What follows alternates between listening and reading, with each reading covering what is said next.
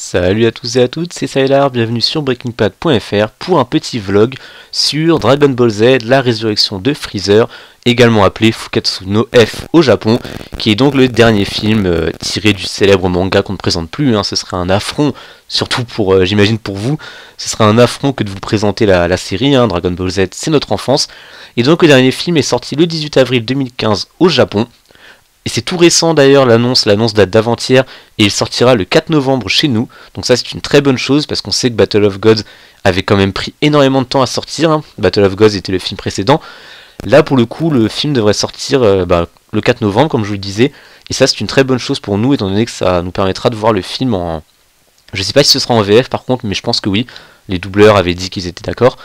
En tout cas, ça fait plaisir de savoir ça, et voilà. Donc moi je vais vous parler de ce film, vous donner mon avis, puisque oui j'ai eu l'occasion de le voir sans faire de pub ou d'incitation. Le film est disponible sur YouTube, donc à la limite, voilà, vous savez quoi faire, moi j'ai rien dit, c'est à vous de faire ce que vous voulez.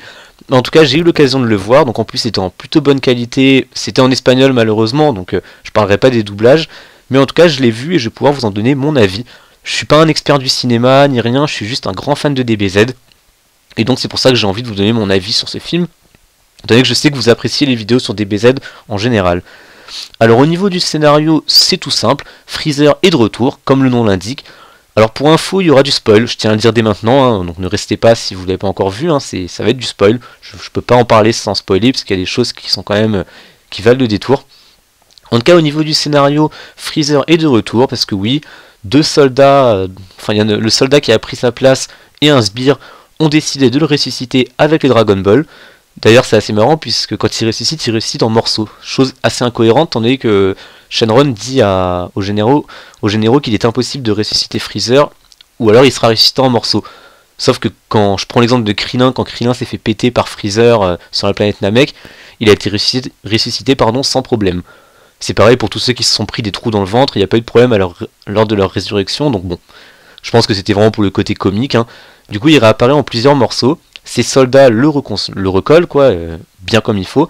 Sauf que, conscient de sa première erreur, Freezer décide d'aller s'entraîner durant 4 mois, puisqu'il est persuadé qu'au bout de 4 mois, il aura la puissance nécessaire pour vaincre la bande à Sangoku, et ça lui laisse également le temps de reformer son armée. Donc le film il y a une ellipse donc, de 4 mois où on sait Freezer va s'entraîner, et à son retour, Freezer débarque sur Terre avec 1000 soldats, et la baston commence. Parce que oui, la grosse particularité de ce film par rapport à Battle of Gods, et c'est pour moi l'un de ses points forts, c'est que dans ce résurrection de Freezer, il n'y a pas de place au blabla, c'est vraiment beaucoup d'action. Donc très très vite, le film commence directement par des phases de combat, notamment la fameuse bagarre entre les 1000 soldats et la bande présente sur Terre, puisqu'au début Sangoku n'est pas encore là. Donc on a Tortue Géniale, on a Krillin, on a Tenshinhan, Sangohan et Piccolo qui vont affronter, et C18, qui vont affronter le... Quoique C18 n'est pas là il me semble. Ils vont affronter donc l'armée de Freezer. Alors directement c'est du combat. Ça fait plaisir de voir déjà que les personnages secondaires retrouvent un peu d'importance, puisque dans Battle of Gods ils avaient été complètement transparents, ils se sont fait latter la gueule au bout de 10 secondes. Là non, là ils sont présents.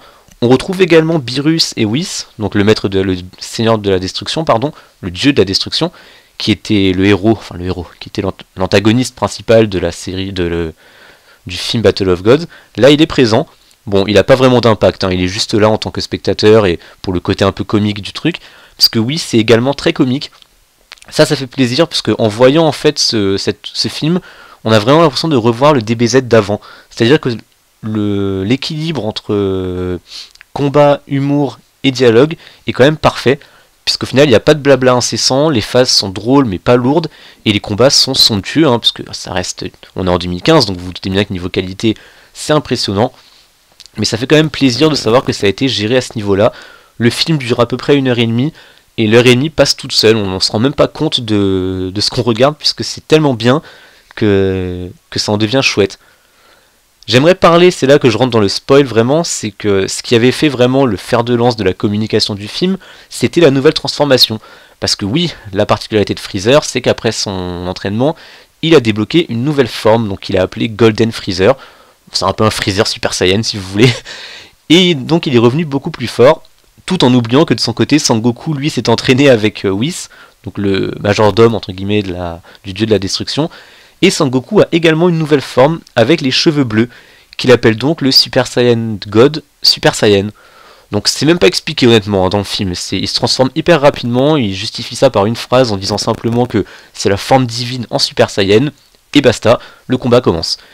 Dans un sens, certains vont être assez déçus, parce que c'est vrai qu'on attendait beaucoup de cette transformation, ça promettait, elle est classe, elle est vraiment stylée, hein, le combat est génial, c'est un des plus beaux combats que j'ai vu, je l'ai trouvé peut-être moins impressionnant que celui contre Beerus, mais il est quand même tout aussi beau.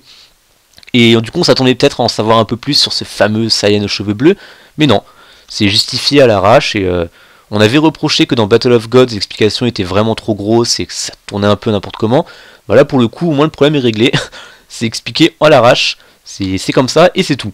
Et c'est encore pire pour Vegeta, parce que oui, Vegeta également se voit doté d'un intérêt dans le film, puisque lui aussi est à la transformation, et c'est pareil, on le voit se battre avec, mais faut pas chercher à comprendre comment il a fait, ni depuis quand, il le fait et puis c'est tout.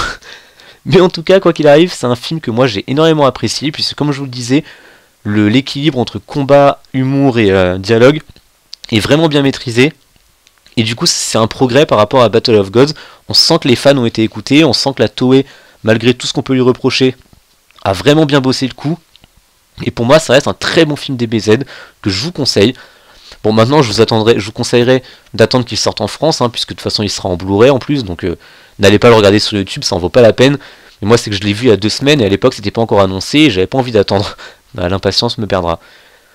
Mais voilà, c'est en tout cas un très bon film, je vous le conseille, et sur ce, moi, j'espère que cette petite critique vous aura plu.